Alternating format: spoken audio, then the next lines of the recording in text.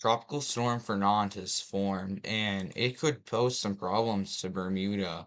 So let's just go ahead and dive right into things as Hurricane Gabrielle or Tropical Storm Gabrielle may form here in the next 2 days, and chances are increasing. If you watched yesterday's video, you saw it was only about a 10 and 20% chance. We're up to 40 now. So let's go ahead and dive right into things so we can get into that talk. And here's just a look at infrared on Tropical Storm Fernand.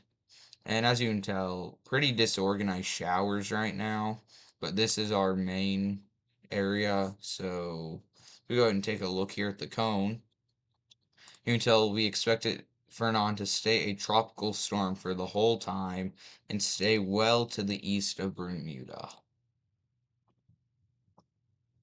And here's a look at the GFS and what it is showing here. You can tell stays well east of Bermuda, and I did not click that, but well east of Bermuda before dying off. And then the euro is showing that same thing, well east of Bermuda before dying off. And here is a look at the spaghetti models. You can tell far enough east from Bermuda that Bermuda is not even shown. And they're all in pretty close agreement, actually, of hooking off before they head towards Greenland. So, definitely a fish storm, but that could definitely change here in the future with more storms. And here's the model intensity guidance. And you can tell here all the models kind of have a tropical storm at highest, and some have it honestly rapidly decreasing in strength and just becoming disorganized showers, but this will not turn into a hurricane. Now, moving on to the NHC here, and you can tell here, this area that was yellow yesterday is now orange. That is because it has a 40% chance of developing in the next 48 hours into the next 7 days. This definitely could pose problems to the United States if it forms. And we're kind of watching this whole area right now for if it forms. So I will definitely be updating you with the latest on this. And here's a look at infrared. You can tell disorganized showers and storms for now, but this could definitely change. Here's a look at the GFS. Our system's currently right here. Let me just circle it for you.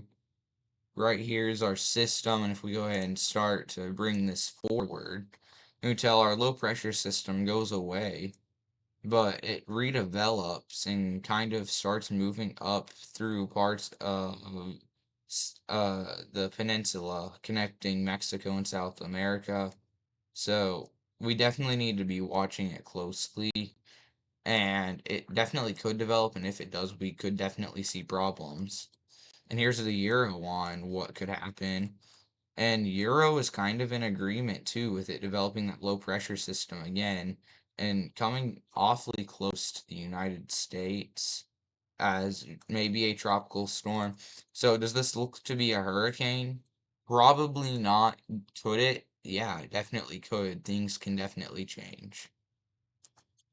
And here's a look at the spaghetti models. Although it has not developed, because as a low pressure system, we can get spaghetti models on it.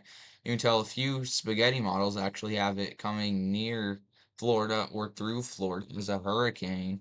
Others just south of Texas as a tropical storm, and others just through the peninsula. So there are definitely a lot of outcomes, and there's still a lot of model discrepancy.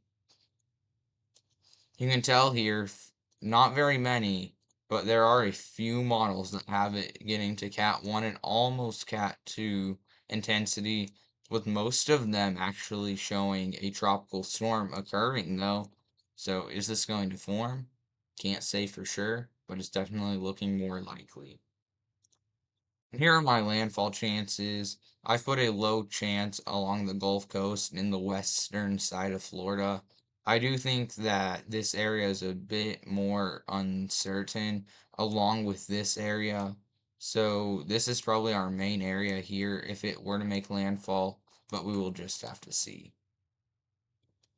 Now, excessive rainfall is going to be a big problem as we move throughout our work week. And here is the day one excessive rainfall outlook. And you can tell here, chances are on the rise now in portions of Oklahoma, Kansas, Colorado, and Texas. Slight risk of excessive rainfall is in play now. And that is only going to get worse as we have another excessive rainfall day two slight risk now. So we're definitely watching this closely. And we do now also have a day three slight risk in portions of Colorado. I don't know why I can't find the day four and five on the WPC website, but we do have a day four marginal, I think, across this area, and a day five slight across like this area. So we definitely have major flooding incoming. And you can tell here, chances have shifted a bit to the east on those highest totals, with 7 inches coming around Fort Smith, Arkansas. But widespread 3 to 8 inches is going to be possible anywhere in that red. So we definitely need to be watching it closely. And here's just a look at those totals that we could see here.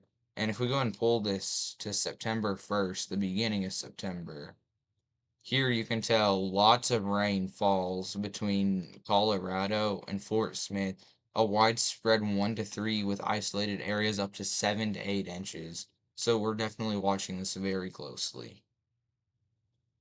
Now, moving on to the severe weather side of things, we do have two marginal risks today. One extending from portions of the Texas and Oklahoma panhandle into western Oklahoma, back up into portions of Colorado. And we do have another one over here in the northeast in portions of New York and Pennsylvania. We do have no tornado risk today, 5% wind and 5% hail risks. Day two, we do have just a general thunderstorm, and day three, we have just a general thunderstorm. Now, moving on to the HRRR and what we can expect today here in the Central Plains and the Rockies. We're going to see those storms initiate this afternoon, pose that risk for some damaging winds and large hail before they do die off. And here in the Northeast, where you're going to see that kind of same picture, storms are going to go up. I would not rule out a brief tornado up here in the Northeast today, mainly across portions of central Pennsylvania and New York as they progress to the east northeast. If one of these storms, kind of like here, this type of storm here, if it could get a hook to develop on that back end, I would not rule out seeing a brief tornado. So we'll definitely just have to watch it. And here's a look at the GFS, and here's a look at our jet stream. And as we move forward, you know how I talked about how shortwave troughs are going to be possible here as we go into late August into mid-September. Well, I did want to point this out. It does look like here on August 31st, we may see a trough start to set up. This is out of our actual jet stream, and I do think this definitely could pose some significant severe weather across the plains. Keep in mind, this is August 31st, only a week out.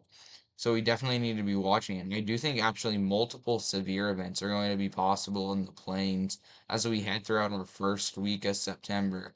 So anywhere from August 31st through around September 7th, we do need to be watching very closely.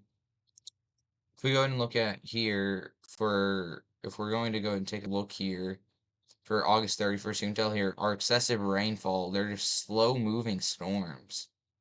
And then here we are nearing the 31st. Here's the 30th, and here's the 31st. You can tell storms are going to go up off it. Looks to be maybe a dry line. If we go ahead and head over here, there's a good amount of instability there. So it's not off a dry line, but it is conducting storms. And they're going to race to the east. So we definitely need to be watching that. As you can tell, more systems come out of this, so we definitely need to be watching it. As if our trough is digging like that, we definitely could be seeing some significant severe weather. And moving on to the European model, and it is showing that same thing with the jet stream. as we can tell here, kind of starts to go farther to the south. And when that happens, here it is, we're nearing the 31st. Here we are on the 31st. Does look to be a bit ahead of schedule here, but definitely we're seeing some troughing, and we're going to see more severe weather along with a rainfall return here in the future. And here we are on the Euro for precipitation. And you can tell here just excessive rainfall there in Oklahoma and Kansas just throughout the work week. And then here as we move towards the 31st, you can tell nothing really happens. And then you can tell as we move forward, we're going to see just more excessive rainfall in the plains. So we definitely need to be watching this very closely. Here's a look at the total precip accumulation. You can tell here, lots of rain across this area. A widespread 1 to 7 inches with isolated areas picking up around maybe even 10. So we definitely need to keep a very close eye on it. I will definitely update you guys with the latest. And as always, thank you guys so much for watching. If you did enjoy, please subscribe as we near 1,160 subs. And I hope to see you guys in the next one. Peace.